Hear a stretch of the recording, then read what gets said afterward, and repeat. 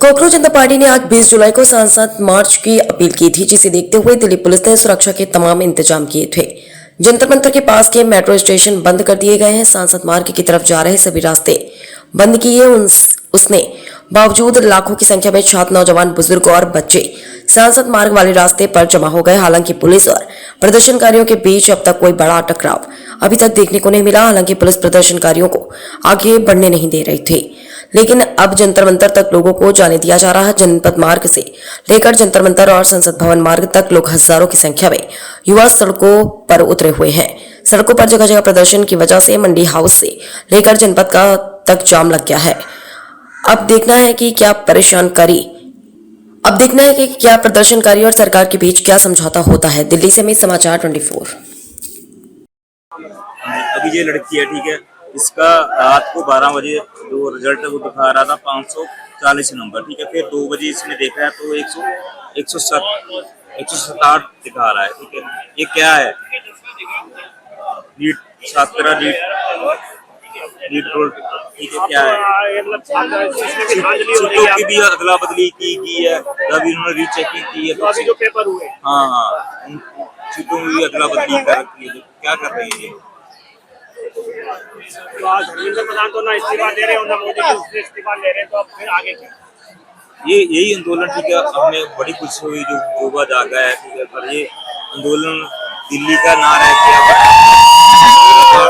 पहुंचेगा, ठीक है। जैसे श्रीलंका में हुआ था, जब बांग्लादेश में हुआ था, तो या तो हम वैसा ही करना पड़ेगा। इन लोगों को घरों से उठा के भगवान, मतलब इनके घर जलाने पड़ेंगे, हमें सारा कुछ करना पड़ेगा, तब भी जाके मतलब तो भगाने वाली नौबत आ गई है। इन लोगों को कैसे यहाँ से भगाया जाए। मैं वाराणसी का रहने वाला हूँ। क्या आप सोच के आए यहाँ पे? आज कोकरोच जनता पार्टी ने संसद मार्च का ऐलान किया था, तो उसी के लिए आए हैं? हाँ जी, मैं यूपीएससी की प्रिपरेशन करता हूँ, तो मैं काफ़ी दिन से अखबार पढ़ता हूँ जो कि आई गेस अनबायस्ड पेपर्स हैं, like Indian express, the Hindu. तो उसमें समझ में आता है कि हमारे देश में कैसे डेमोक्रेसी को ऑटोक्रेसी में कन्वर्ट हो चुकी है, और लाइक अब कैसे हमारी जो पीढ़ी है 2000 एंड अबव वाली, 25 एंड 2030 के बीच, उनको कैसे पता चल रहा है कि सिर्फ धर्म के नाम पर बंटवारा करने से नहीं होता है। गरीब होते, इसकी कोई जाति नहीं होती है। एक अमीर होते, एक गरीब होती। भारत में सिर्फ 2 ही तरीके की जाति है मेरे हिसाब से। तो इसलिए मुझे सोनम सर के लिए पूरा सपोर्ट है कि उन्होंने बात की कि कॉम्पिटिटिव एग्जाम्स के थ्रू मिडिल क्लास कैसे अपर मिडिल क्लास या अपर क्लास में कन्वर्ट अपने आप को कर सकता है। वो एक जरिया है, वो सोशलिस्ट आइडियोलॉजी है ये भारत की। तो इस पे एटलीस्ट आँच नहीं पड़नी चाहिए। ये बताइए, आज पिछले कई दिनों से, 1 महीने से मांग रहे हैं इस्तीफा धर्मेंद्र प्रधान का। ना तो धर्मेंद्र प्रधान इस्तीफा दे रहे हैं, ना तो मोदी जी ले रहे हैं। तो आगे अब आपको क्या लगता है कि मोदी जी नहीं लेंगे इस्तीफा, तो आप लोग क्या करेंगे? सरकार की नीति है। सरकार सिर्फ मोदी जी की बात नहीं है, पहले की भी सरकारें देखे तो सरकार सत्ता पाई ताही मद हुई, तुलसीदास जी ने कहा है। तो सत्ता मिलते ही मद हो जाता है, ये ह्यूमन बीइंग की नेचुरल टेंडेंसी है। तो मोदी जी को समझना चाहिए, अपने अहंकार से ऊपर उठना चाहिए। सर्वधर्म संभव भारत में उपनिषद कह गए हैं, वासुदेव कुटुंबकम, सबको प्रेम के साथ इसको ट्रीट करें। ऐसा कोई अहंकार की लड़ाई नहीं है ये। हम सिर्फ मांग कर रहे हैं कि हमसे हमारी बात सुने। धर्मेंद्र प्रधान को अगर इस्तीफा ना दे सके तो एक अकाउंटेबिलिटी आए कि आगे चलकर ये पेपर लीक ना हो। हम किसी पार्टी के अगेंस्ट नहीं है, किसी सपोर्ट में नहीं है, हम सिर्फ भारत का विकास चाहते हैं। Thank you. ये क्रांति का आगाज है, ये बताइए, और सत्ता के आंखों में आंखें डाल करके जो नौजवानों ने, मजदूरों ने और किसानों ने बात की है, मेरा व्यक्तिगत विचार है कि ये युवा है। आपको क्या लगता है परिवर्तन दिखने वाले समय में? साथी, आज जो है ये आह्वान पूरे देश के विद्यार्थियों का, पूरे देश के नौजवानों का, पूरे देश के जो भविष्य की मेहनत के तमाम की जो पंक्ति है, नौजवानों, विद्यार्थियों, हमारे नौजवानों की पीढ़ी है, उसने ये बताया है कि कोकरोच जनता पार्टी का आह्वान नहीं है, ये इस देश के नौजवानों के दिल की तरफ है।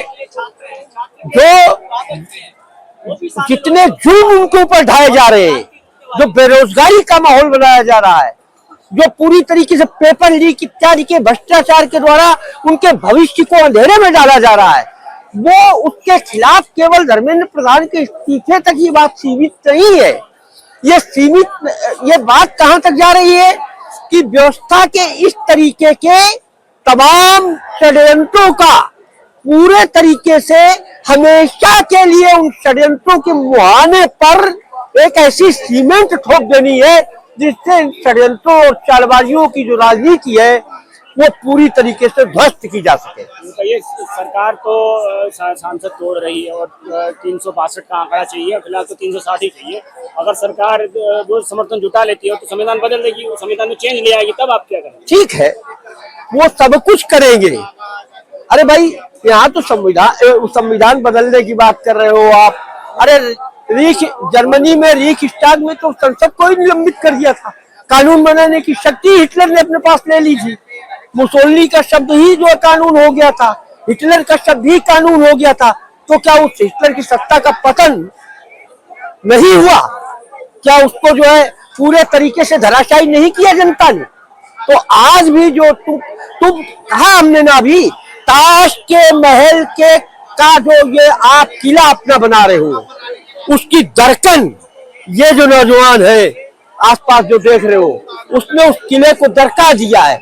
आपका भय, आपकी लाठी, आपकी पुलिस, आपकी संगीन, आपकी आंसू गैस, वो हमारे इस नौजवान को अपने आंदोलन करने से रोक नहीं पाई है। और यही एक बात है जो एक ऐसे भविष्य का सूचक है जिससे उनकी सारी चालें वो बेकाम होंगी। यही मेरा कहना है।